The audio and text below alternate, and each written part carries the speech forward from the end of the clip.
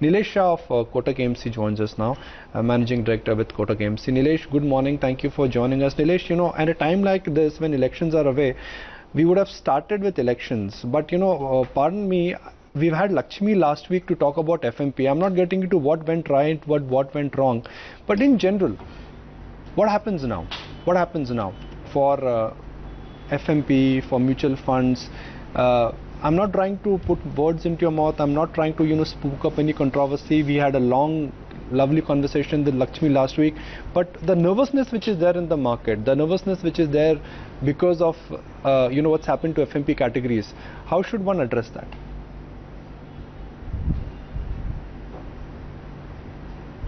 So one, we have done a detailed communication to our investors. We are speaking to them on an individual basis, on a group basis, on telephone calls, on emails, on WhatsApp. And majority of investors whom we have spoken to, they have understood what we have done. If I can take this in a manner where there were certain feedbacks, not from the investors, but from non-investors. The first feedback was that, you haven't written any money to FMP holders. Well, that's not the route which we have taken. We have written majority of money to the unit holders from the FMP portfolio, which were illiquid, which were liquidable portfolio, which we could sell in the market or which matured and we could repay. In total, 8 FMPs we had exposure to ITNL stroke SL group companies. In 7 of them we have written more than what we had collected in the initial amount.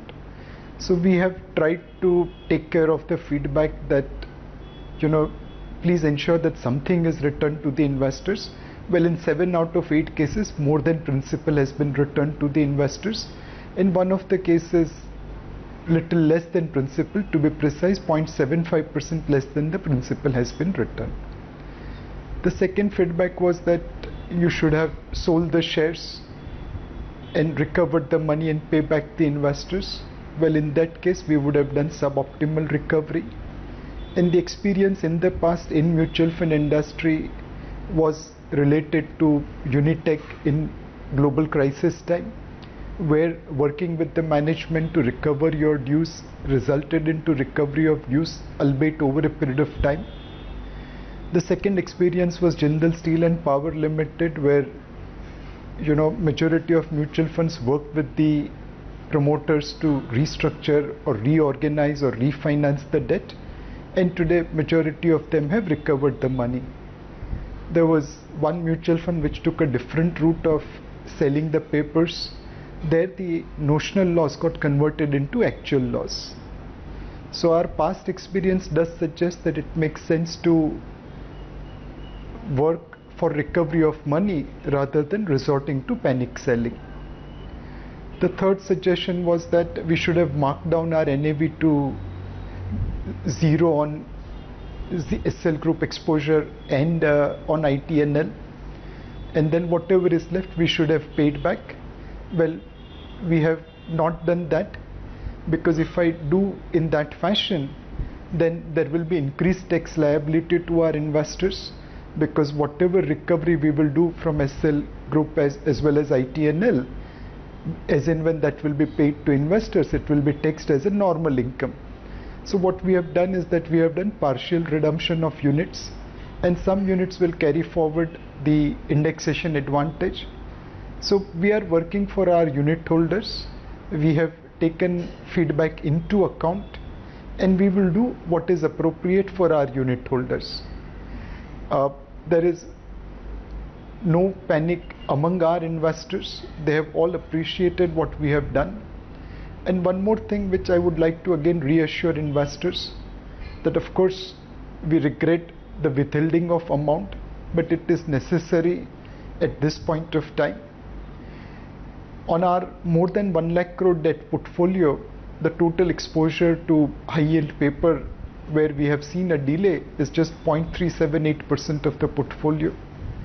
There is 2 kinds of funds in fixed income space. One where we manage interest rate risk, second where we manage credit risk.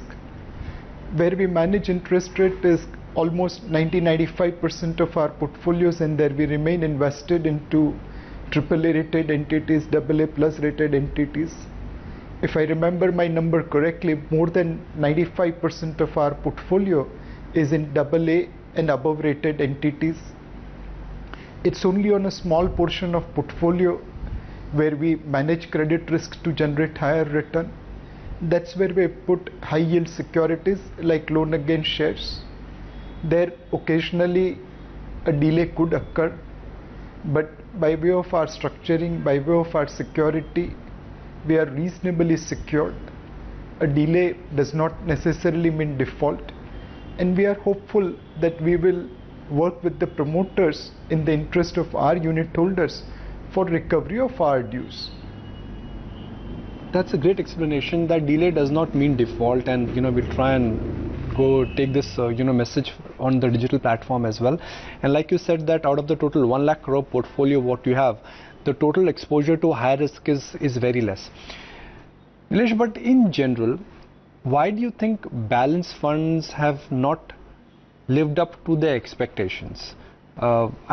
If I look at FMP, there could be a minor hiccup, so I don't want to make this as a trend. I don't want to scare our viewers. But if I talk about balanced fund as a category, they were sold with the promise that they are the best solution to a volatile market, and somehow the promise has not translated into into returns, according to me.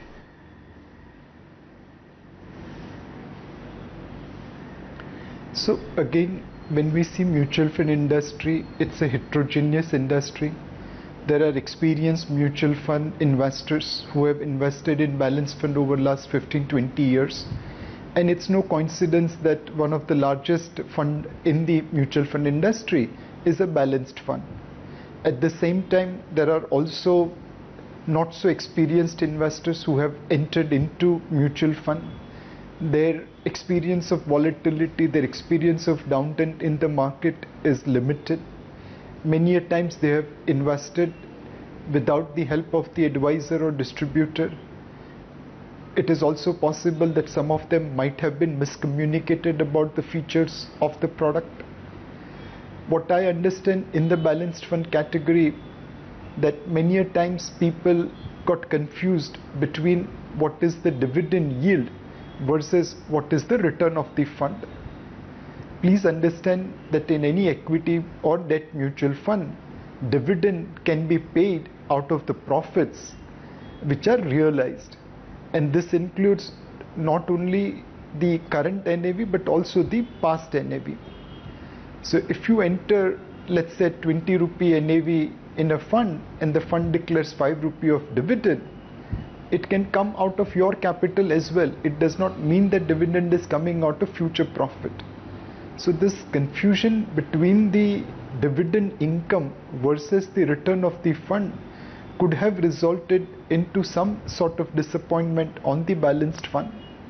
As mutual fund industry, we have tried to communicate with investors, with advisors, and with the help of advisors, we have tried to communicate to the end investors that please differentiate between dividend income and the return of the fund. They are two independent things. Right. Nilesh, also just, what in your view does this mean for the category as a whole, for the FMP category? I know you've been saying that there isn't nervousness among some of your investors, but there has been, a lot of talk around this post all of this news. And do you feel that there will be some questioning around the category by investors? No, I don't think so. People, as I said, it's a heterogeneous, community. There are many people who have seen how we have recovered money in 2008 as well as 2013-14. There are some set of investors, when we speak to them, they are able to realize what has happened. So I don't think so there is as nervousness among the investors as it is there in some of the non-investors. Okay, I just wanted to understand, Nilesh, the market texture as well, because so far it seems that as April came, the March rally was foregone and the market is now going light in consolidation mode into the elections and earnings as well. To your mind, do you think the market is already baked in a re-election of the current government?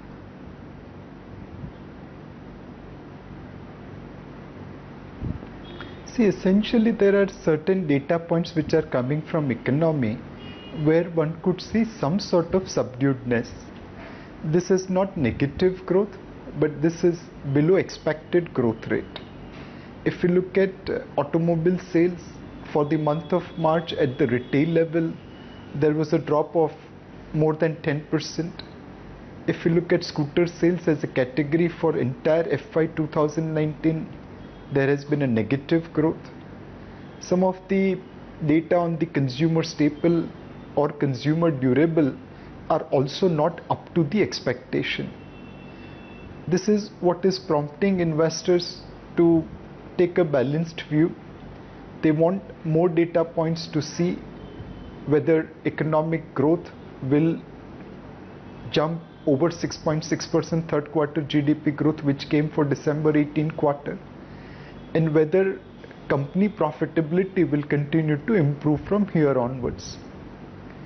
On an optical basis, company profitability in FY20 will look better over FY18 and FY19 because with NPA provisioning coming down, corporate focused private banks will be able to report higher profit. Some of the pharma companies will be able to report higher profit as US generic market pricing settles down. There is potential, not necessarily today, tomorrow, over near term, but over medium term, that telecom sector will face lesser competition and hence there could be recovery in margin there also. So while optical profit growth for FY20 over FY19 and FY18 supports the market, what market is actually looking at is couple of events which will support this earnings recovery in real sense. The first most important thing for market is the fiscal prudence. The path of fiscal prudence results into lower interest rates, results into better valuations, both of which are good for market and profitability. The second thing market is pricing in is rationalization of real interest rates. Today, EBITDA level margin for India Inc. is above average. However, PAT margins are reasonably below historical average. The gap between EBITDA and PAT is depreciation, income tax and interest. Since not major investments have been done, depreciation could not have shot up. Tax rates have actually come down. So effectively, the reason why there is above historical average EBITDA margin but below historical average PAT margin is mainly attributable to interest cost. So rationalization of real interest rates will result into lower interest costs, which is good for profitability. The second thing is related to transmission of credit. Clearly here we have seen credit growth jumping over deposit growth. It shows the unsaturated demand for credit in the India Inc. And clearly if there is more credit, there is opportunity for higher growth. And the third thing is the transmission of credit. Post September 18 ILFS default, NBFC sector has been playing on the back foot rather than on the front foot. The PCA, PSU banks also have not been extending credit as easily as they were before. Combination of this has resulted into choking of transmission of credit in the system. And the final thing which market is looking at is some sort of reduction in the deficit with China. While we need to import certain critical items from China, there has been also certain non-critical items imported from China. That has put pressure on Indian manufacturing, Indian companies. If that deficit narrows down to that extent, there will be respite for India Inc. So essentially market on one eye is looking at the optical recovery in earnings in FY20, and the second thing is actually looking at certain factors which I explained earlier in terms of path of fiscal prudence, rationalization of real interest rates, better transmission of credit, availability of credit, reduction in trade deficit with China, etc., which allows economic growth to accelerate from 6.6% in third quarter GDP, and on top of it, better earnings growth for corporate India. In last 3 years, we've always seen something or the other has gone wrong. Demonetization, GST, IL&FS crisis. There is an election. Now, election is something which we know in the long term does not matter, but for 3 to 6 months it could stall and it could push the decision making. So what happens in that scenario? If there is a change of guard, if there is a little bit of slowdown in decision making, can earnings be downsized completely? All the events like demonetization or GST or IL&FS crisis, what they've done, Nilesh, is that they've simply pushed the earnings recovery back. Can election and stalemate of decision making push the earnings recovery back by 2 quarters?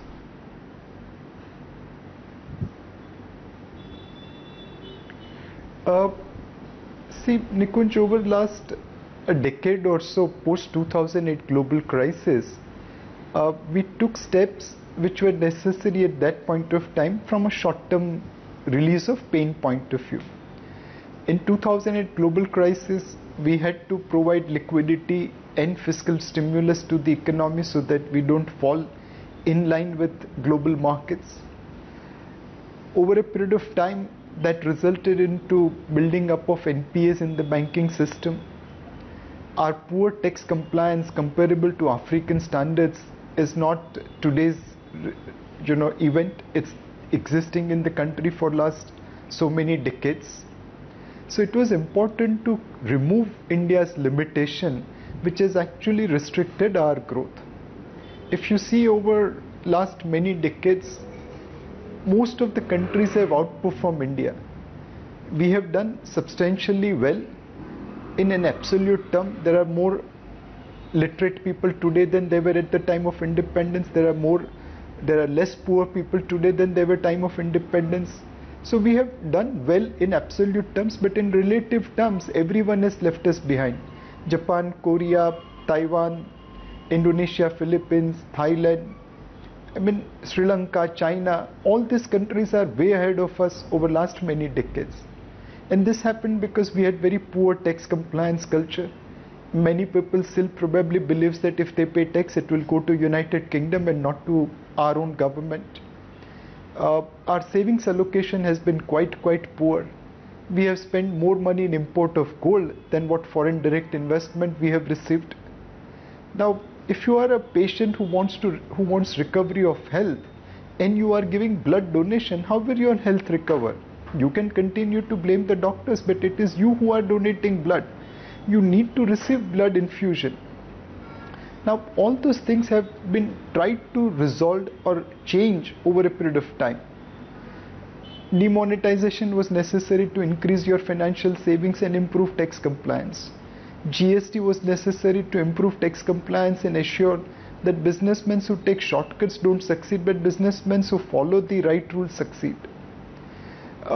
Gold bonds were necessary so that people don't invest in gold and instead of money going out of India, stays invested in India. Digitization and maximum governance, minimum government was necessary so that ease of doing business improves. Now, it is a journey. We have taken few steps needs to be taken further, but certainly market today is discounting that we are laying a foundation for a better growth going ahead as we start tackling our challenges. Okay. Nilesh, thank you so much for joining us this morning and for sharing your views on really the way ahead from here, as well as concerns around the FMP portfolio. Thanks so much for joining us.